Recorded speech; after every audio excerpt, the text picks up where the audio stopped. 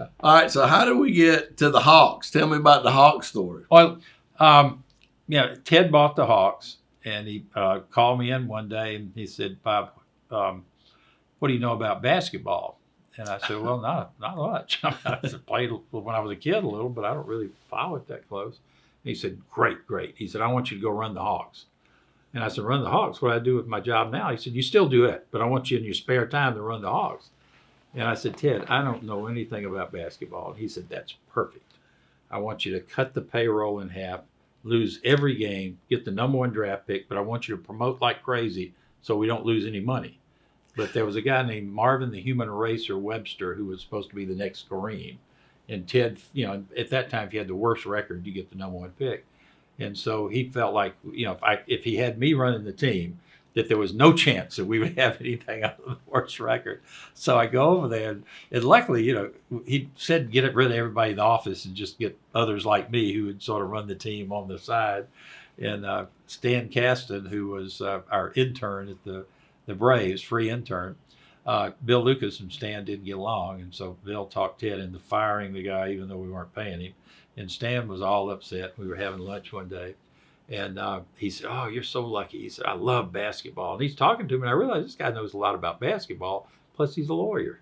And so I went to Ted, and I said, "Can I transfer Ted, his non-salary over to the Hawks?" He's still an intern. Yeah, he's still an intern, and he came over to the Hawks, and we went through this whole deal of trying to cut the payroll in half, which was already the lowest payroll. The payroll was $750,000 for the whole team. And so we ended up with all rookies and cast-offs. I mean, we were at a worst team ever assembled. We had, because you just can't win with all rookies and cast-offs. We had Tree Rollins was a rookie. We had Butch Lee. We had Goose Gibbons. We had Eddie Johnson from Auburn. We had all these.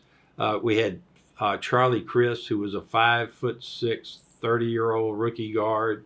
We had, the only legitimate NBA player we had was John Drew, and the reputation of John Drew is on drugs, so we couldn't get rid of him. Nobody would take him. So we start the season, and we jump off to like a 9-2 start, and which we're supposed to lose all the games. So Ted calls me in. He is absolutely furious that I had disobeyed his orders. But then the team was like a Rocky team. They're going through the NBA, and they're not supposed to win a game. They obviously were outmanned every team they played, but they still kept winning. And the team made the playoffs, and Ted got excited about the first year. Oh, they made the playoffs. They were.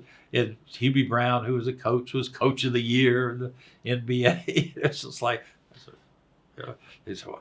people would say, "Bob, you did such a great job." I had no idea what I was doing.